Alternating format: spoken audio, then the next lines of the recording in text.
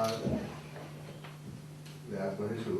প্ৰথমতে আছে সভাৰ উদ্দেশ্য ব্যাখ্যা কৰিব কলাক্ষেত্ৰৰ সচিব শ্ৰীযুত শৰ্মা ডাঙৰীয়া আৰু লগতে আমাৰ ৬৫ত কণ্ঠদান কৰা শিল্পী তথা আমন্ত্ৰিত সদাশয় সকলো লোককৃষ্টিক আগবঢ়াই নিয়াৰ ক্ষেত্ৰত আমি জানো যে ৰাভা জনগোষ্ঠীৰ এগৰাকী অক্লান্ত সাংস্কৃতিক কৰ্মী ৰাজেন পাম তেওঁৰ স্বৰচিত গীত কেইটামান লোক সংস্কৃতিৰ ওপৰত উদ্দেশ্য কৰি লেখা ৰাজেন পামৰ স্বৰচিত গীত কেইটামান সন্নিৱিষ্ট কৰা হৈছে আৰু সেই উদ্দেশ্যে আজি সভাখন ইয়াত আমি আয়োজন কৰিছোঁ। এই সভাৰ মূল উদ্দেশ্য আৰু ইয়াৰ লগে লগে বন্তি অকণ কাষতে দিয়া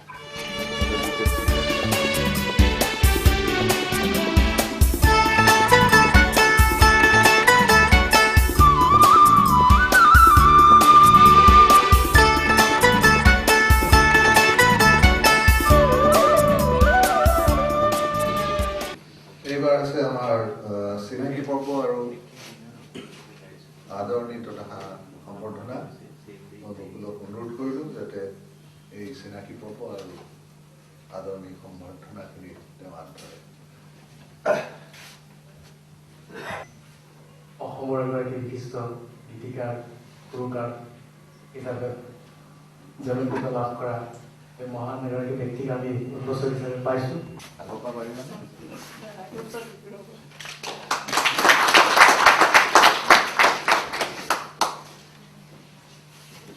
আমি আমন্ত্ৰণ জনাইছোঁ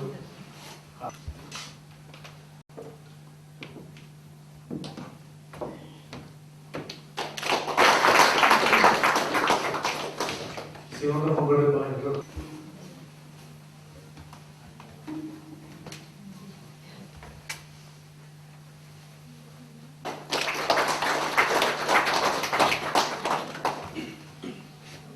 আমি তেখেতক মই মঞ্চত আসন গ্ৰহণ কৰিবৰ কাৰণে অনুৰোধ জনাইছোঁ। মই চিনাকি পৰ্বৰ লগতে আৰু এটা কথা ক'ব খুজিছোঁ যে চিনাকি নিদিলে নিশ্চয় অন্যায় কৰাই হ'ব। কেশৱটিৰ গোটেইকেইটা গীতত খুব আন্তৰিকতাৰে তেওঁ আৰু পৰিচয় কৰা আৰু এই কেছেটটিত শ্ৰব্য চিডিটোত প্ৰয়োজন সাপেক্ষে গোটেইখিনি ব্যৱস্থা এগৰাকী কৰ্মচাৰী তথাপিও সংস্কৃতিৰ লগত জড়িত থাকি খুবেই নিজৰ আত্মনিয়োগ কৰিবৰ কাৰণে আগবাঢ়ি আহিছে আৰু এই কেছেটটি আন দুগৰাকী শিল্পীয়ে কণ্ঠদান কৰিছে। তেখেতসকলক মই আপোনালোকৰ আগত পৰিচয় কৰাই দিছোঁ। তেখেতসকলক জাহ্নবী ৰাভা আৰু ইমন্তি হাজৰিকা। চিনাকি কৰিব মই ইমানতে সামৰিছোঁ।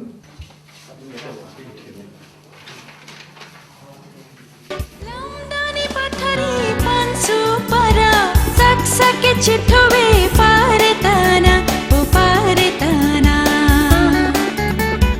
लमदानी पठारी पांसु पारा रक्षा के चिठवे पारताना पारताना फागुन रंगृति पारताना चक्टं च पारसने हेंगा होंगा फागुन रंगृति पारताना चक्टं च पारसने हेंगा होंगा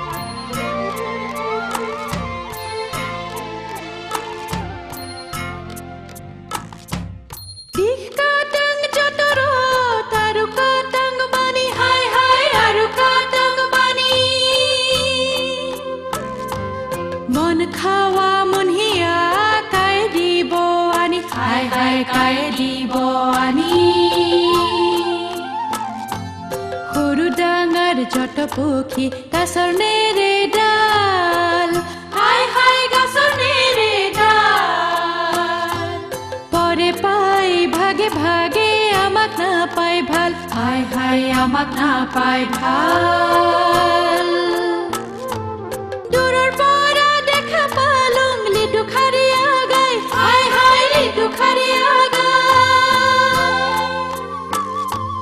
যাকে লাগি দিছে মোক আশাশালীৰ চাই হাই হাই আশাশালীৰ চাই ময়ো বোলুং হাই হাই তয়ো বোলা হাই হাই হাই তয়ো বোলা হাই বুঢ়া বুলি নবহিলুং আৰু পাৱা নাই ও তোমাৰ হাতৰ শাখা কতো বিচাৰি নাপালো এইবিলাক ইমান ধুনীয়া একে ধৰণৰ মিল আছে ৰাভা সংগীত আৰু কলাগুৰু বিষ্ণু ৰাভা বুলিয়েই ভাবিছিলোঁ আগতে সৰুৰে পৰা ভাবিছোঁ ৰাভা সংগীত মানে কলাগুৰুৱে লিখা গীতবিলাকেই ৰাভা সংগীত লাহে লাহে বুজিব পাৰিছোঁ যে নহয় বিষ্ণু প্ৰসাদে লিখা গীতবিলাক ৰাভা সংগীত নহয় সেইবিলাক বিষ্ণু ৰাভা গীত হ'ব বা বিষ্ণু গীত বা বিষ্ণু প্ৰসাদ গীত কিন্তু ৰাভা সংগীত মানে আজি যিটো শুনিছোঁ এই ভাষাটো বুজি নাপাওঁ ৰাভাদেৱে কিয় ৰাভা ভাষাত গান নিলিখিলে গান নেগালে কিবা যে লিখিছে মই নেজানো মোৰ অজ্ঞতা মানে ক্ষমা কৰিব আৰু তেখেত হয়তো তেখেতে উপজিছিল বাহিৰত ডাঙৰ হ'ল বাহিৰত দেশৰ কাৰণে দেশখন গোটেই অসমখন বিৰাট বহল দেশ সংগীত এটা আছে এতিয়া বুজিছোঁ ৰাভা সংগীত এতিয়া যিটো শুনিলোঁ বিজয়ী তেখেতে ৰাভা গীতবিলাক প্ৰথমেই কৰোঁ বাহিৰলৈ উলিয়াই আনিলে ৰাভা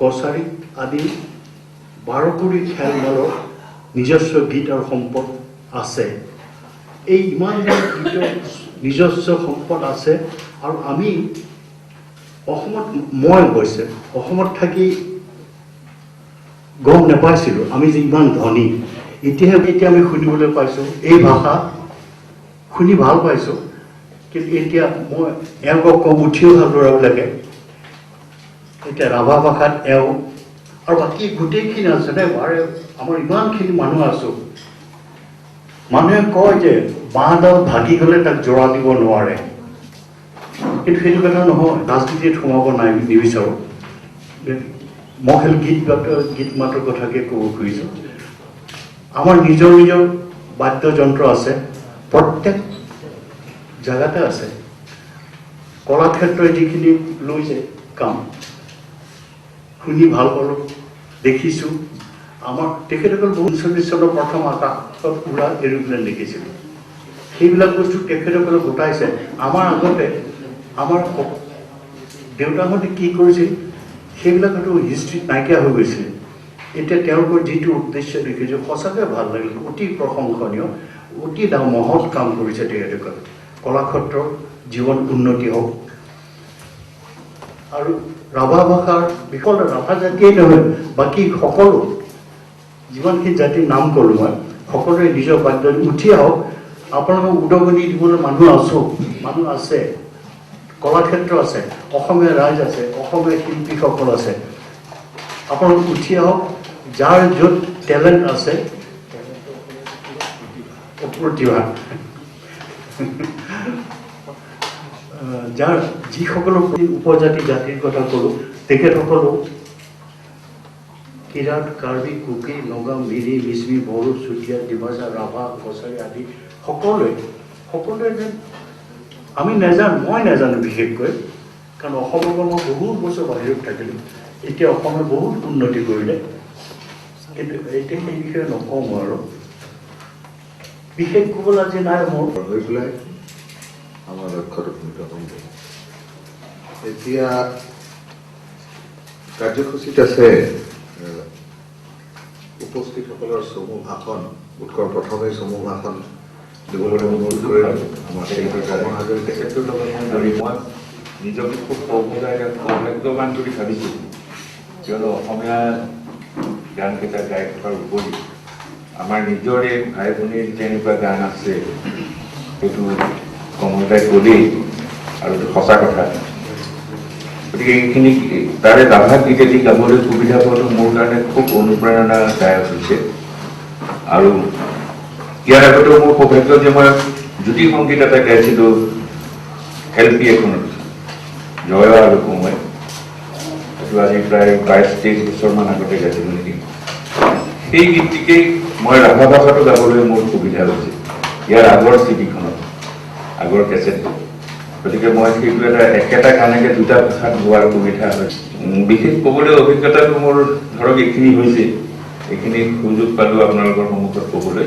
আৰু মোৰ গোটেই উদ্যোগটা মানে মুকুল ৰাভা, তেখেতৰ দেউতাৰ যিখিনি তেখেত খুব কামৰ মোৰ মই আজি ঘৰতো কৈছোঁ, মোক কলেণ্ডাৰমতে তেখেতক পাইছিলোঁ বহুত দিন আগতে, গণনাট্য সংঘত পাইছিলে তেখেতৰ গীতবিলাক আজি কৰিছে আৰু ৰাইজে যেন আদৰি লয় সেই শুভকামনাৰে মই মোৰ বক্তব্য সামৰিছোঁ। আৰু সভাপতি মহোদয় আৰু উন্মোচক মই দেৰিকৈ হ'লেও মানে শেষত তেওঁলোকলৈকো মোৰ শ্ৰদ্ধা জনাইছোঁ। আৰু গৌতম শৰ্মা তেখেত আছে ইয়াৰ সচিব, সকলোলৈকে মই শুভেচ্ছা আৰু শুভকামনা জনাই মোৰ বক্তব্য সামৰিছোঁ। আমাৰ মাজত উপস্থিত আছে সকলোৱে এই 14 চিডিউল পচনি সভাৰ সভাপতি সংস্কৃতি বিভাগৰ সঞ্চালক স্বপ্নানী বৰুৱা, উদ্যোগৰ বিশিষ্ট গীতিকাৰ বিশিষ্ট কণ্ঠশিল্পী কমল হাজৰিকা মহোদয়,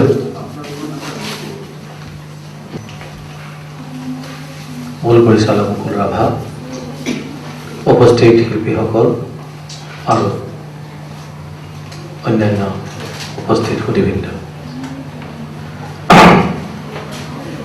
মুকুল ৰাভা এজন নীৰৱ কৰ্মী, নীৰৱ সাংস্কৃতিক সংগঠক আৰু তেখেতৰ চৰকাৰী দায়িত্বৰ উপৰিও তেখেতে সাংস্কৃতিক জগতৰ বিভিন্ন ক্ষেত্ৰত উত্তৰণৰ বাবে কাম কৰি গৈ আছে।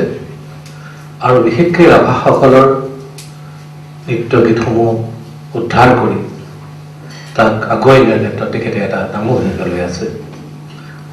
আচলতে তেখেতে এই কাম উত্তৰধাৰী সূত্ৰে দেউতাকৰ পৰা লোৱা বুলি মই ভাবিব পাৰোঁ। কাৰণ তেখেতৰ দেউতাক আছিলে আজেল পাম, যাৰ গীত আজি ইয়াত এই চিঠিখনত আহিছে। তেখেত বৰ প্ৰগতিশীল আৰু সাংস্কৃতিক ব্যক্তি আছিলে। তেখেতে ৰাভাসকলৰ বিভিন্ন নাচ ভাৰকান্তিকে ধৰি এক সুন্দৰ উপস্থাপনৰ, এক সুন্দৰ নৃত্যশৈলীৰ উপস্থাপনৰ ক্ষেত্ৰত তেখেতে আগভাগ লৈছিল।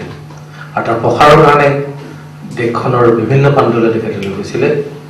অসমৰ বিভিন্ন প্ৰান্তত তেখেতে প্ৰথমে নাথাকিলেও তেখেতে এইখিনি কাম কৰিছে আৰু তেখেতৰ পত্নীও জানবী সহায় কৰিছে।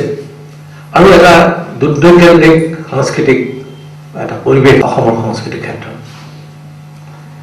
এই গীতখিনি বহুৰণি গীত আৰু যিকেইটা গীত তেখেতে দেউতাক খুৰাকাল গণপতি কৰ্মৰ পৰা লৈছে, সেই গীতখিনিয়ে কৰা নাই। কিন্তু এতিয়া আমাৰ এলানি কাৰ্যসূচী আমি লৈ গৈ থাকোঁতে আমি দেখিছোঁ যে প্ৰতিটো জনগোষ্ঠী জীপাল পাই গৈছে। তেওঁলোকৰ সংস্কৃতিৰ পথাৰখনত তেওঁলোকৰ কাম কাজবোৰ এক সংগঠিতভাৱে হৈছে।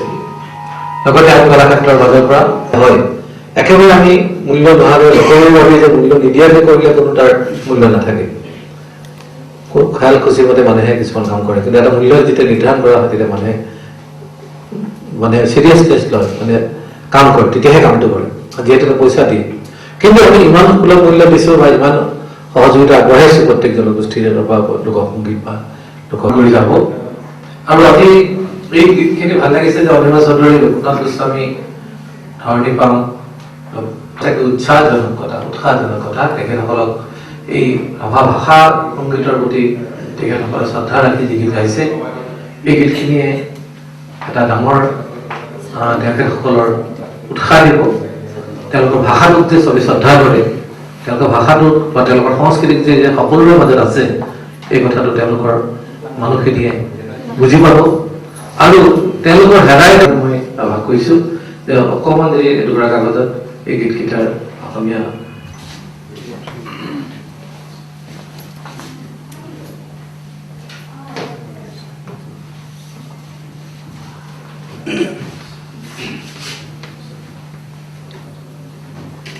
আজি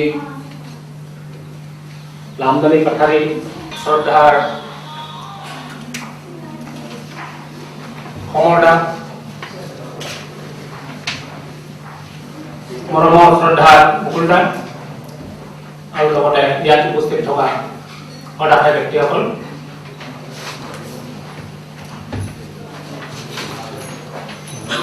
আজি এই উন্মোচনী সভাত উপস্থিত থাকিবলৈ মই নিজকে ধন্যবাদ দিছোঁ মুকুলদাৰ সংগী হিচাপে মই তেখেতৰ গীত মাত আৰু সাংস্কৃতিক যিটো তেওঁৰ পৰিক্ৰমা সেইটোৰ প্ৰতি আকৰ্ষিত হৈ মই সৰুৰে পৰাই তেখেতৰ পিছে পিছে ঘূৰিছিলোঁ আৰু তেখেতৰ বহুখিনি গীত মই দেখিছিলোঁ সেই সূত্ৰে এই লামদানি পাঠাৰী কেছেটখন যদি কেছেট আৰু অডিঅ' চিডি যদি ৰাইজে সাদৰেৰে গ্ৰহণ কৰে তেতিয়াহ'লে আমাৰ কণ্ঠই নিশ্চয় সাৰ্থক লাভ কৰিব বুলি মই আশা ৰাখিছোঁ আৰু আজি উপস্থিত সকলো সদা হয় শ্ৰদ্ধেয় ব্যক্তিসকললৈ মোৰ মৰম আৰু শ্ৰদ্ধা যাচি মোৰ বক্তব্য ইমানতে সামৰিছোঁ ধন্যবাদ।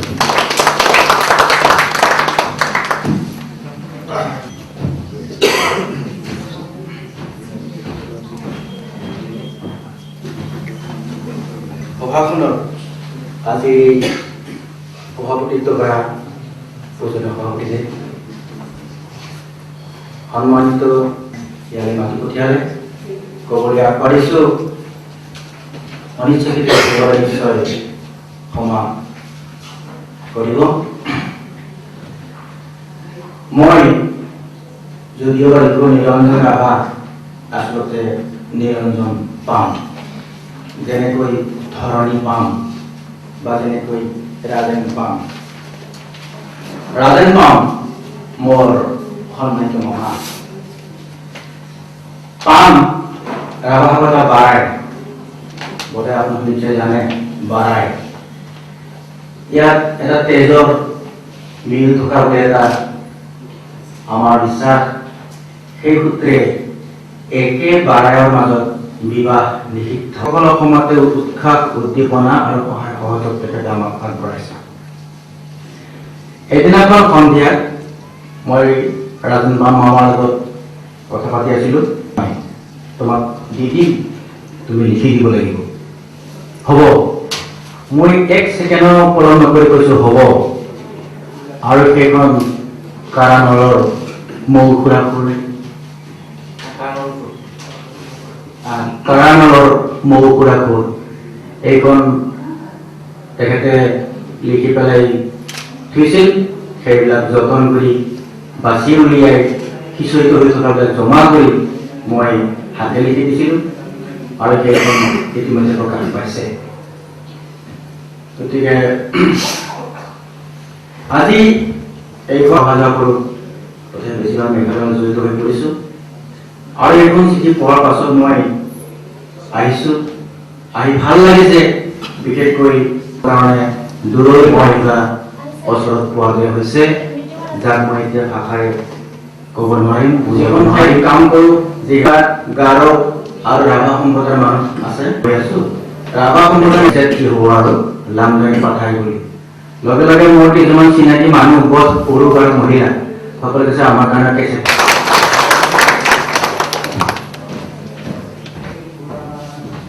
ৰঞ্জিত ৰাভা উপস্থিত আছে যদি তেখেতক দুআষাৰ কৈ সমজুৱাৰ দুআষাৰ এটা লিখাবলৈ বিচাৰিছোঁ সেয়ে আপোনালোকৰ সন্মুখত এই চিঠিখনৰ প্ৰযোজক শ্ৰী ৰঞ্জিত ৰাভা।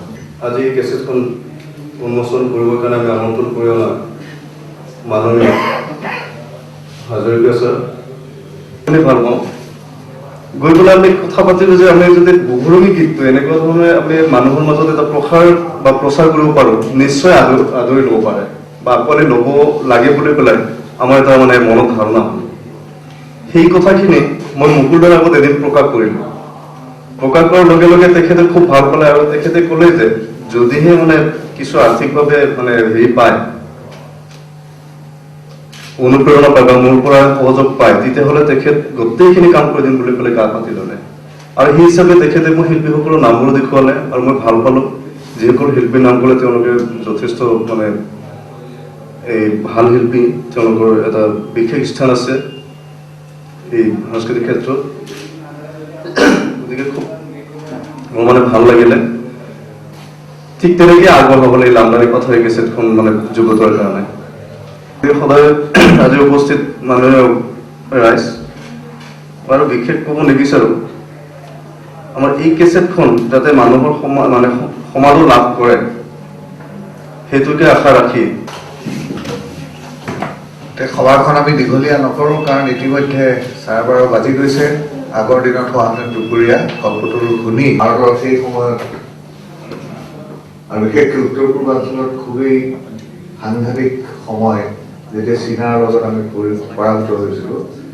সেই সময়ত ৰিপাব্লিক ডে ফেষ্টিভেল যিটো 26 জানুৱাৰীত হয়, সেই যিটো ডিপ্ৰেছিং মুহূৰ্ত আছিল, যে সকলোৰ মনত দুখ, সেই মুহূৰ্তটোৰ পৰা আঁতৰাই নিয়াৰ পৰা আজি 63 বোধ কৰোঁ 40 বছৰমান হৈ গ'ল ক্ৰমান্বয়ে কৰি আহিছোঁ।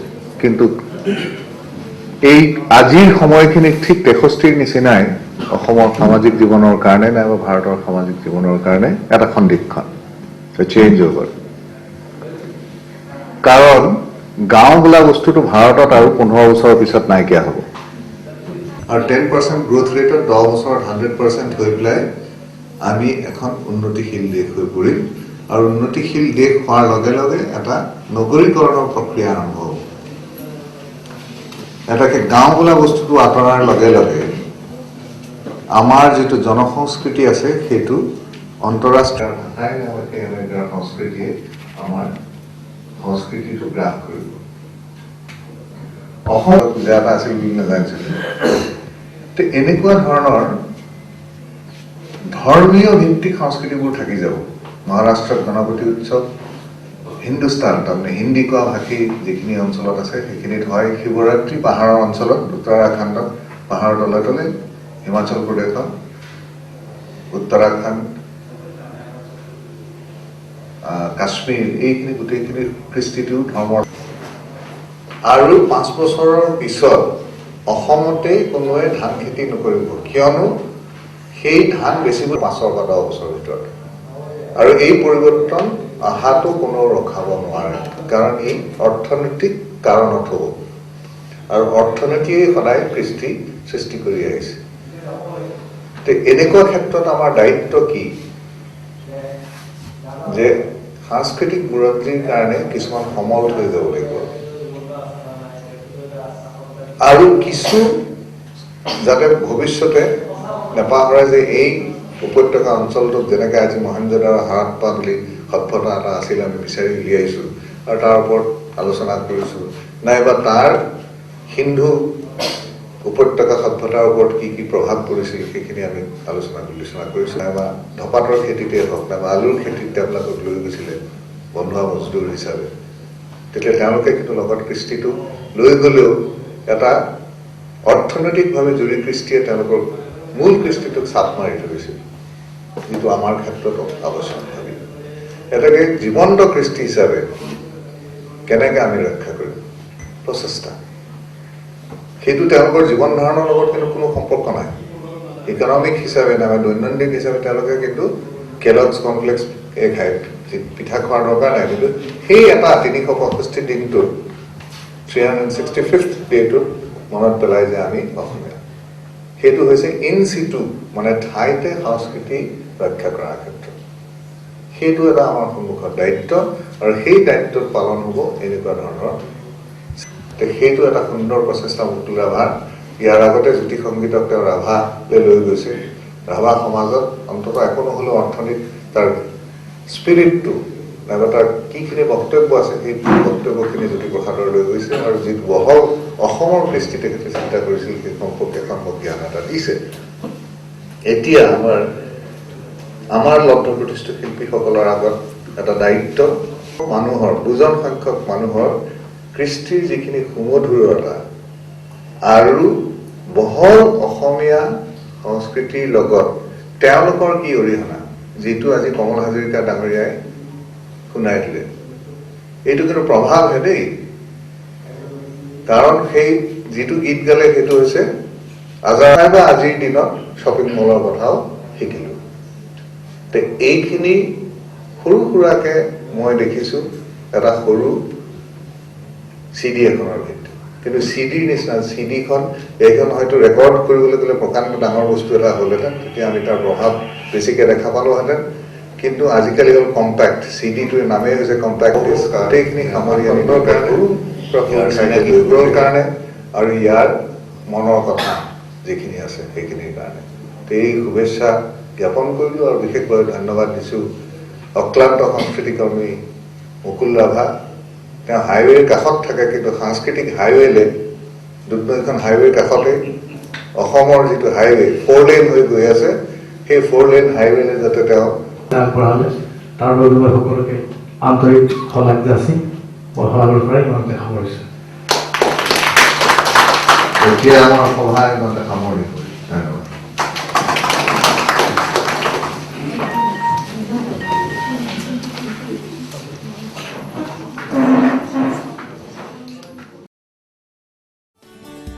Manselinka pene munu sinarenga nui toye pansudala ya to base mana Manselinka pene munu sinarenga nui toye pansudala ya to base mana Rongerenka chika to sana ne ke tongcha ukhi dong lage no wa chukum kine sana Bukhi dong lage no wa chukum kine sana